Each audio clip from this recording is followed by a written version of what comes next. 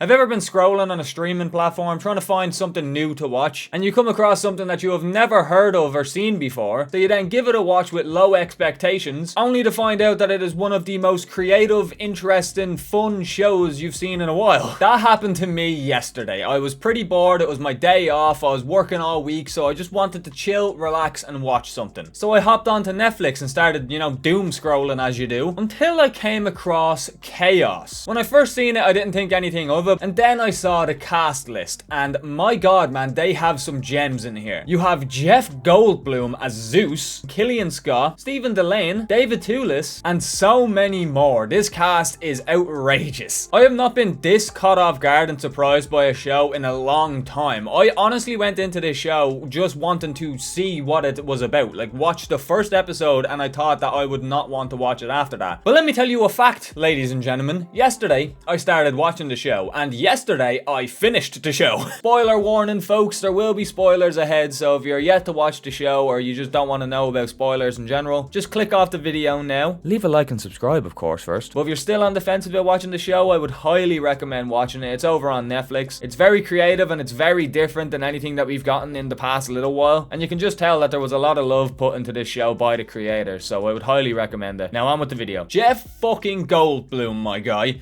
absolutely nailed this fucking role. At first when I seen him being like a little bit pompous, being a little bit, I don't know, not godlike, I was thinking to myself, no, this is not going to work. He's meant to be the god or the king of gods, Zeus. I thought it was just gonna be overly like comedic, like no serious moments or anything like that. Where although it is very comedic and there was a lot of funny moments, especially with Zeus himself, in the context of this show, it does it fucking wonders. If any of you guys watching this have seen Thor Ragnarok back a few years ago, Jeff Goldblum was also in that, and he played a character who was a king as well. I feel like he is quite literally, especially at the start of the show, just playing that character. He is very, very similar. But what I love the most is how fucking crazy he does end up becoming. I knew he would do a good job at the start, where like he's starting to crack, because it was like comedic, it wasn't like, I don't know, it was seeing like Zeus as a bit of a joke type of thing. But I was worried that he wouldn't be intimidating or anything when it did come to that moment where he has that big freak out. But my god, I was wrong. My guy loses it. Like that scene at the end when he comes into the family meeting and he gives everyone their little bit of water and says, since you guys aren't fucking like worshipping me enough and like yous are taking me for granted, you are only getting your immortal water in rations. And on top of that, he just kills a cat. Why did you kill the cat? What the fuck? I really think that he done a really good job playing Zeus in this, and when he did show his power, although I wish they showed the power of Zeus and all the other gods a bit more than they did. Like there was never a scene where you actually see them use their power and actually see the power in action. Like you see him watering some crops and stuff at the start when he's like messing with the clouds, but like that wasn't much. Like you just see him like kind of finger tapping and then boom, cloud goes dark grey, boom, rain. Or even when he like fucking electrocutes Hades in the swimming pool, you don't see it happen. You just see Jeff Goldblum move his hand downwards, scream a little bit, and then you just hear Hades screaming in the background. You don't really see the power in action. And I do wish that we did get to see a showcase of the powers a bit more and like a bit cooler, like you have this source material where you are using literal fucking mythology gods, and you don't show them using their powers. It seems very interesting to me. But with that said, I do not think that it took away from the show at all, because again, it isn't really like action filled. There's not much like fighting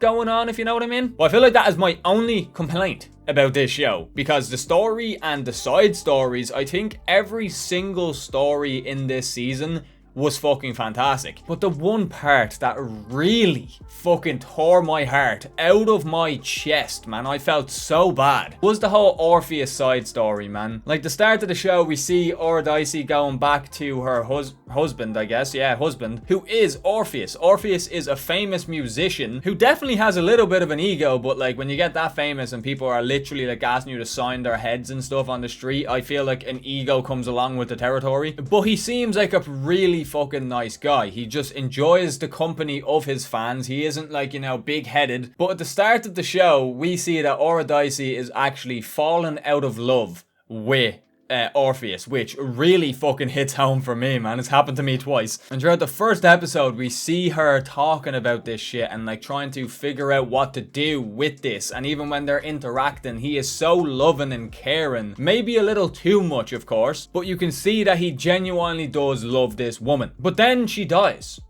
And she is in the underworld, and then she ends up falling in love with Kaos. The part that broke my heart was seeing Orpheus in the aftermath. My guy was literally about to blow the top off his head because he wanted to be with her. My guy literally traveled to the underworld and back to save her life because he loved her that much. The only human to ever fucking do it. All the while not knowing that she had fallen out of love with him before she died.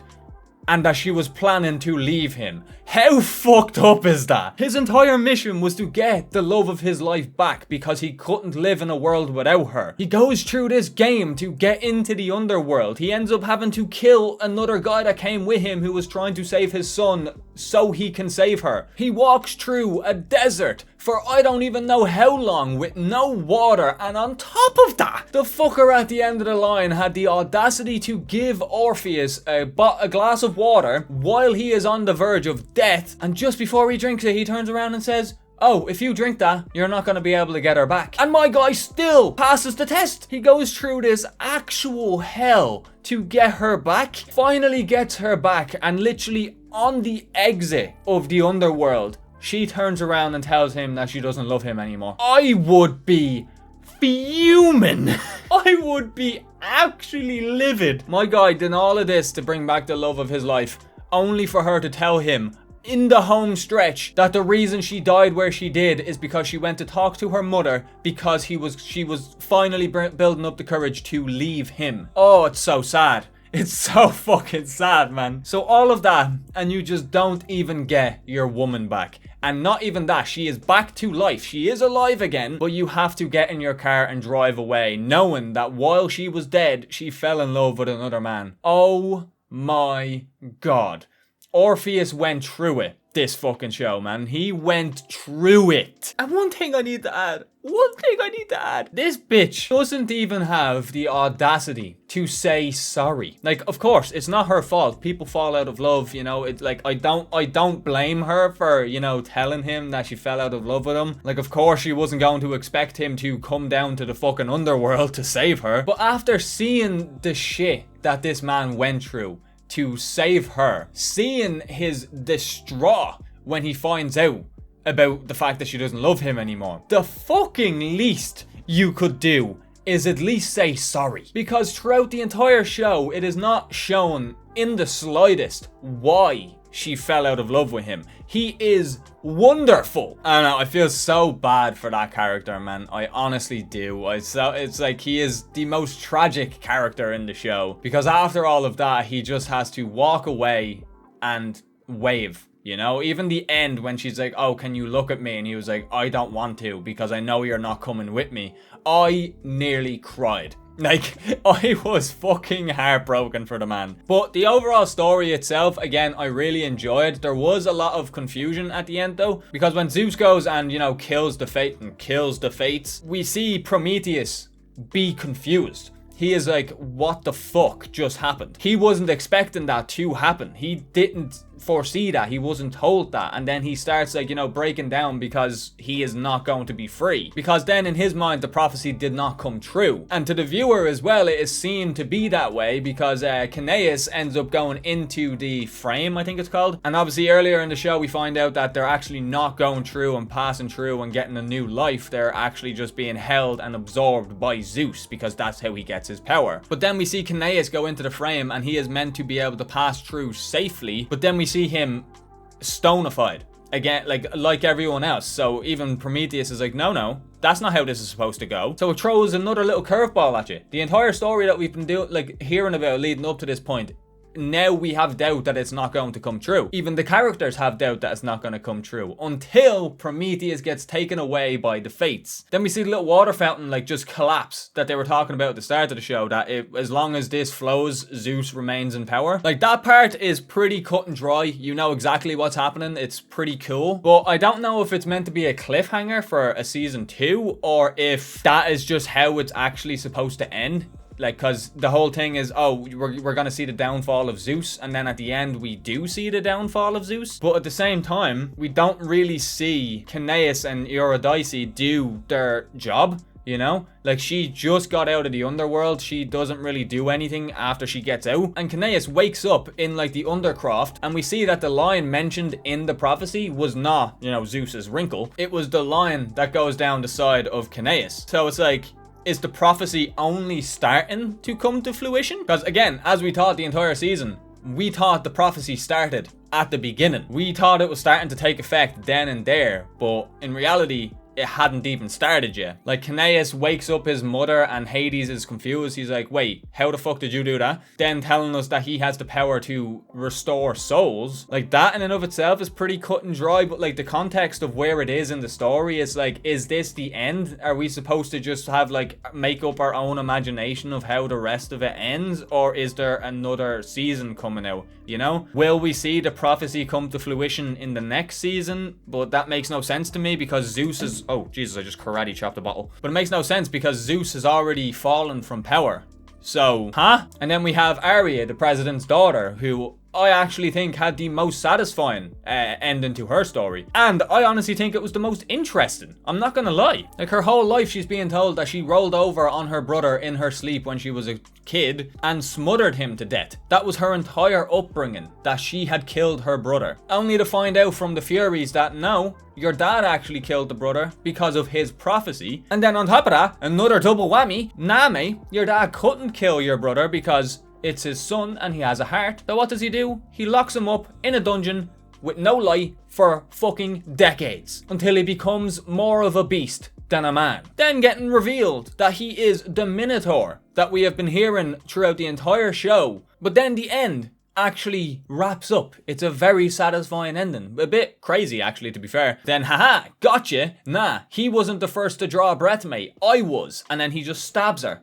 Or she stabs him. But the main thing that I like about this show is the feel, the tone, the way that they show what it would be like if these gods were like real in our everyday society. But yeah, guys, let me know what you think of the show down below. Do you like it? Do you not like it? Let me know why. The concept alone I think is really fucking cool. Like, we nowadays in Hollywood and just shows and movies in general, like it's gotten so stale lately. But yeah, I hope you enjoyed this. I finished the show yesterday and I just really needed to talk about it. I love it, man. It was a lot of fun to sit through. I binged the entire thing in a few hours. It's fucking great. You should definitely support this show because of how creative it is. That is the main thing above all else, and it is actually written well. But yeah, I keep ambling on too much. This is the first video I've recorded in a while, so you know, I'm very talkative, sorry. But yeah, if you like this video, make sure to subscribe, leave a comment down below what you thought of it and what I could do better in future videos. If you like my face and you want to see more, make sure to click on the channel. There's a whole variety of different stuff there for you to watch. And yeah, with that all said, folks, it's been EXO.